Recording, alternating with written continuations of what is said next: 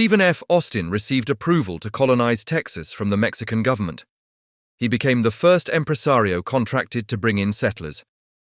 By the time it was all over, there were approximately 30 others that brought people to Texas, although success varied between them all.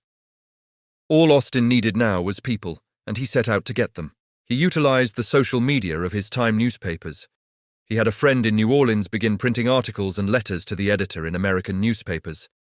He was describing the region as a land flowing with milk and honey and offering massive amounts of acreage at prices that were a fraction of what someone could get from the United States government. The offer seemed almost too good to be true. During tough economic times, Austin was offering the chance of a lifetime.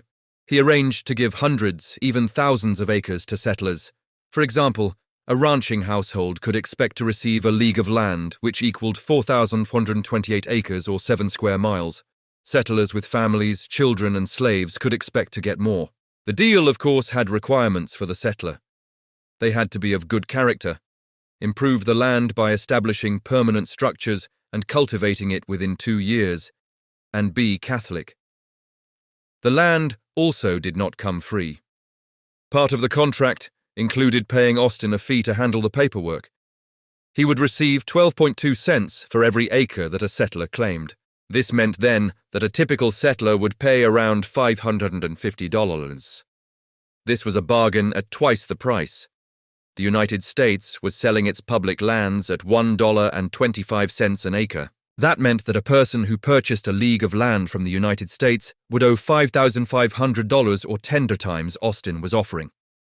Austin was authorized to bring in 300 families. Thus, he could have received $166,000 or the equivalent of $4 million in 2025 if he fulfilled this one contract. More would follow in the future. Of course, this was a period of economic downturn, and generally people who are well off do not settle elsewhere. Therefore, there was a good chance that an individual settler did not have the money to pay Austin immediately. There were 2 options available. One would be to pay over time. Another was to pay in kind, with the only thing that the settlers would have, the land they had received. Either way, Austin would become a wealthy man, either monetarily or through sheer acreage. As evidence of the severity of the economic depression gripping the United States, Austin's mailbox was filled with responses from Americans wanting the cheap land he was offering.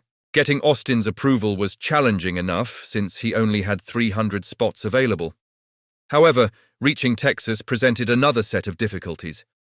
Prospective settlers needed to gather enough supplies to last a year, as there were no grocery or hardware stores nearby. They also had to build a home and farm, both of which required significant time and effort. They had to supply themselves just for the journey to the Texas border. Once a settler acquired enough supplies, they and their family had to make their way to Texas. There were few routes available, so they often had to create their own. The existing roads were terrible, especially when it rained.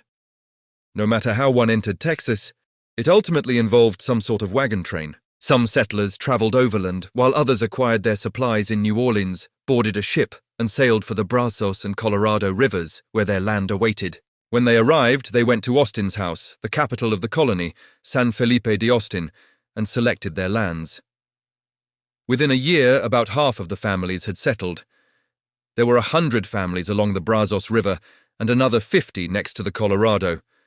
Austin arranged the land grants to ensure they had direct access to the rivers. This way, they could more easily transport whatever they grew, particularly cotton, to market. One of the most prominent settlers was Jared Groce. He was born in Virginia, acquired great wealth in South Carolina, and participated in the Constitutional Convention for the state of Georgia. He was living in Alabama, taking advantage of the cotton boom in the wake of the end of the War of 1812 and the Napoleonic Wars. Like other settlers, he was affected by the Panic of 1819 and became one of the Old 300. He entered Texas with 50 supply wagons and 90 slaves. He met with Austin and selected his land, calling his plantation Bernardo. He would own one of the first cotton gins in Texas and became one of the wealthiest of Austin's settlers. In 1825, Austin received a second contract, which allowed him to bring 500 families to settle between Galveston and Matagorda Bay. Between 1827 and 1831, he received 2 more, which brought in another combined 1,200 families. Austin alone would ultimately account for bringing in 2,000 families to Texas.